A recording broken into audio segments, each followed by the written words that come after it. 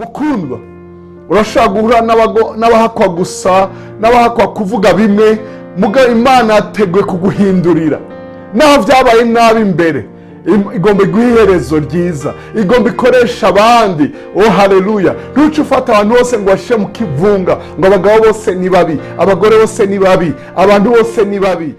Bakunzi twamadusangira ijambo ry'Imana mu kiganiro igihe c'impemburo ndabaramukije amahoro ya Kristo.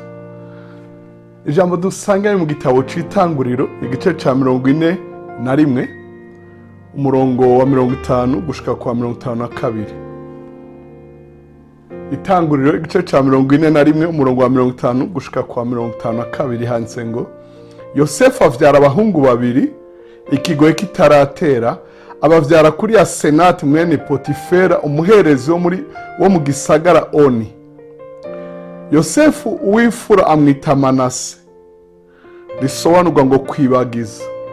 Ati kuko Imana yanyibagije ubutame bwanje bwose nabo mu nzu ya data bose. Umurongo wa 52 uwa kabiri amwita Efurayimu. Efurayimu bisobanurwa ngo kurondoka. Ati kuko Imana yampaye kurondokera mu gihugu nagorewemo. Imana ishimirwe ijambo ryayo. Mukundi uri kuradukurikira namwe mudukurikira muri benshi nkundira ndakwarira ijambo nisunze iki gisomwa cyo mu Itanguriro igice ca 39 turabona uyu yitwa Potifera yahaye umukobwa wiwe Yosefu. Mu gice ca 39 turabona umutwe w'amajambo w'ico gice cyose araba ngo ivyabaye kuri Yosefu ari kwa Potifari.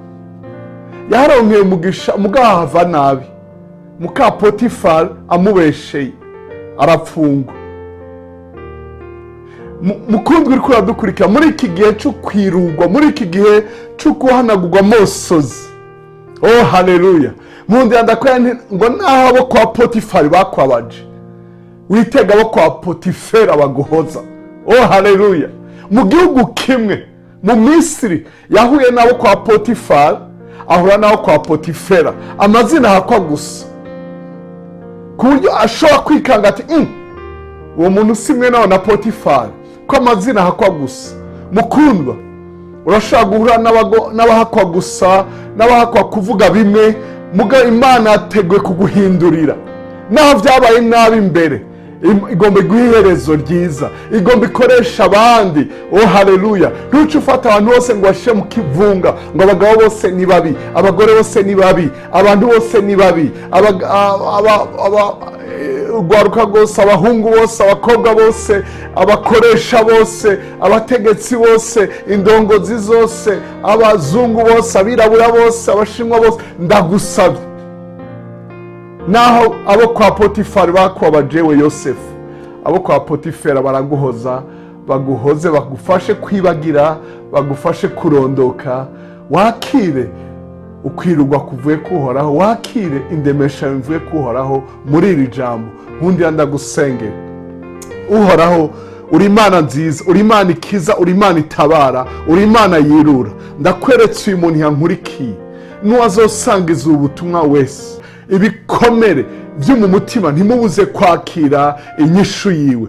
Urakoze kubwico ukoze urakoze kubwico ugira ukore urakoze kubw'ivyo wakoze vyiza kuri uyu n'abandi. Ndaguha icubahiro kandi ndamukuragije ngo agendere umugisha wawe abamubona bose bamenye ko yagiriwe neza nawe. Tubisenze mu izina rya Yesu Kristo umwami n'umukiza wacu. Amen. Murakoze kudutega yombi kandi murakoze gusangiza abandi ubutumwa bwiza muragahezagirwa. Amen.